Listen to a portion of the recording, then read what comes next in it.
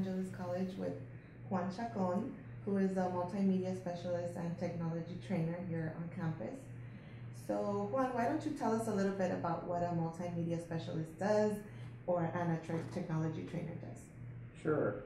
Multimedia specialist, what we do is we work with faculty and we help them create like an online presence. So, if teachers have been working with actual pen and paper for a number of years and they need to digitize their life, a multimedia specialist will show them different software and hardware packages to try to, create an online presence for them, whether it's like a website or, using a learning management system or learning how to create podcasts or screencasts.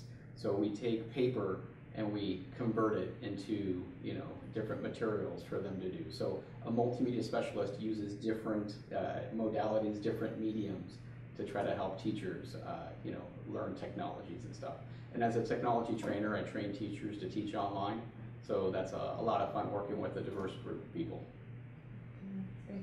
And what kind of background did you have in order for you to qualify for this position? Sure. So I have a bachelor's in information technology. I've been doing technology consulting for over 20 years, private and commercial. So I have residential customers and commercial clients. But I would say just working in a community college and working with teachers, I have a unique, I've had a unique opportunity to be a college webmaster. So I handled all web development for LA Mission College before going on to West LA College and then ending up here at East LA College. So I would say a background in instructional technology, instructional design, those are the types of backgrounds that would fit nicely with a multimedia specialist. So describe to us a typical day in your work. What do you do throughout the day? Sure, so a typical day, it's not typical. So every day is completely different. Okay. Case in point, right now I'm being interviewed on camera.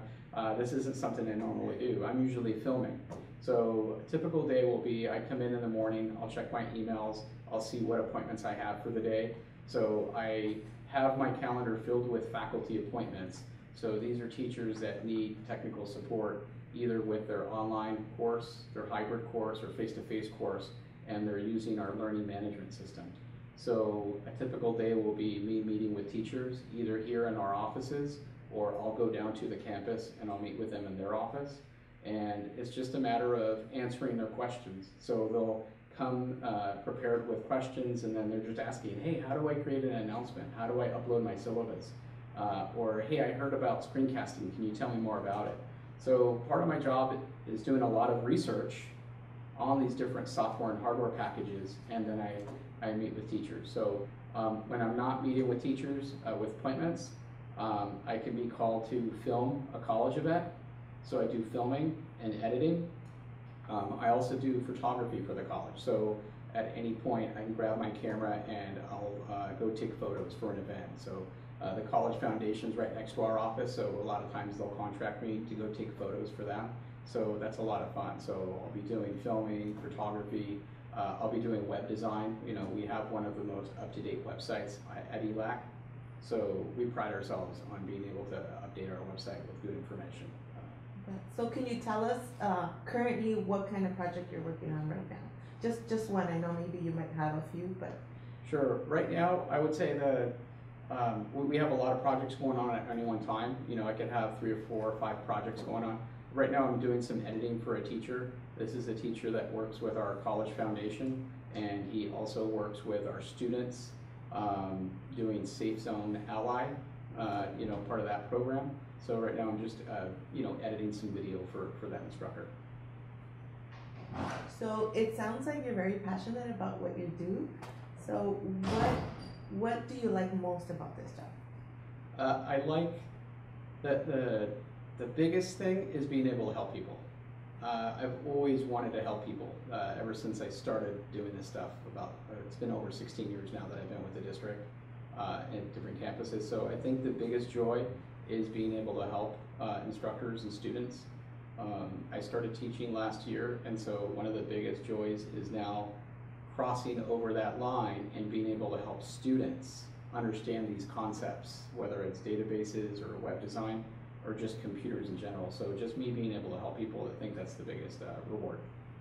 So as the faculty trainer, do you find that you have problem with content experts when you guys are trying to develop an online course?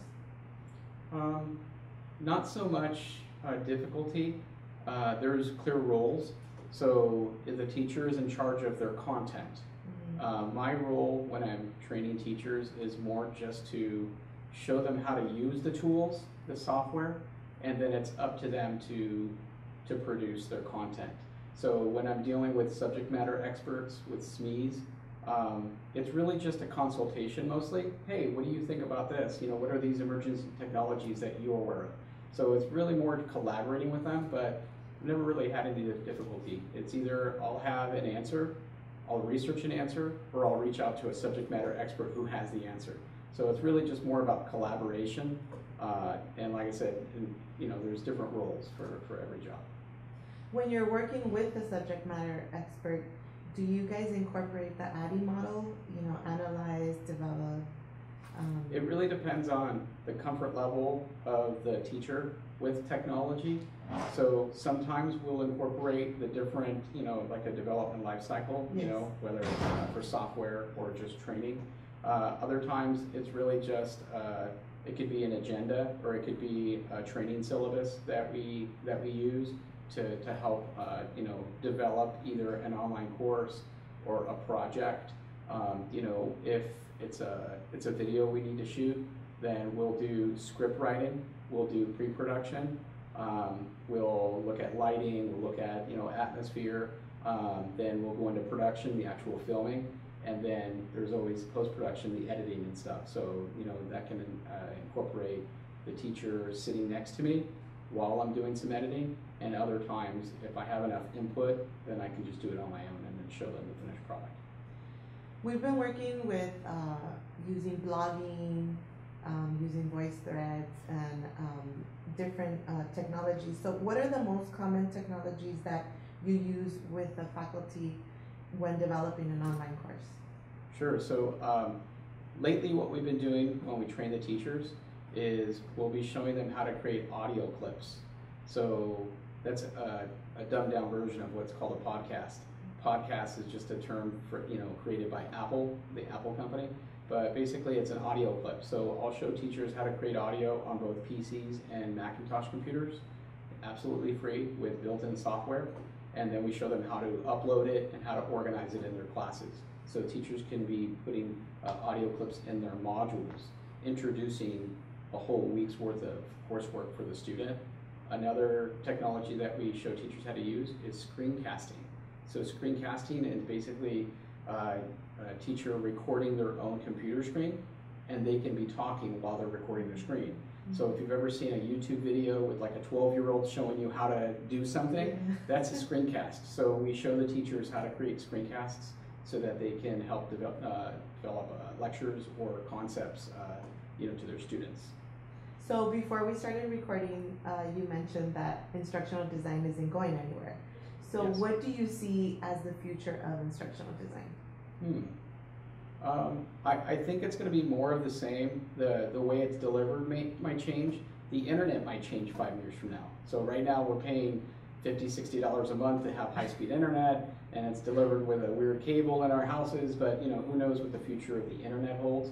But in terms of instructional design, you know, we're going to have teachers for the foreseeable future, and we're going to need experts that know how to leverage technology to assist teachers with how to develop their courses. So it really just depends on the type of course and, you know, the technologies needed to create that content. And looking to the future, how do you keep yourself current with the technology trends and how technology just changes day by day? How do you keep yourself up to date with all the changes? That's a great question. Technology is always changing, and so if you don't keep up with the technology, you'll get left behind. So how do I keep up? I read about half a dozen tech blogs every single day.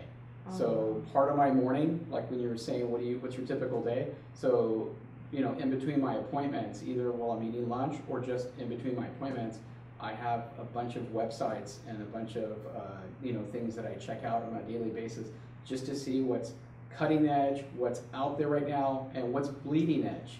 There's a difference between bleeding edge and cutting edge. Bleeding edge is right when something comes out, it's right out of the oven. Not a lot of people are using it, and people are starting to experiment with it. Cutting edge is something that's already been vetted, and it's already been accepted by the mainstream, and it's just up-to-date technologies.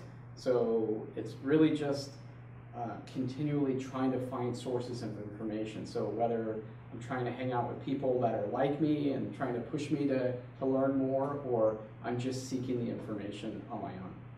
Well, thank you very much, Juan, for your time. I know you're very busy, and we really appreciate you, giving us an explanation of your multimedia specialist position. And thank you very much for your interview.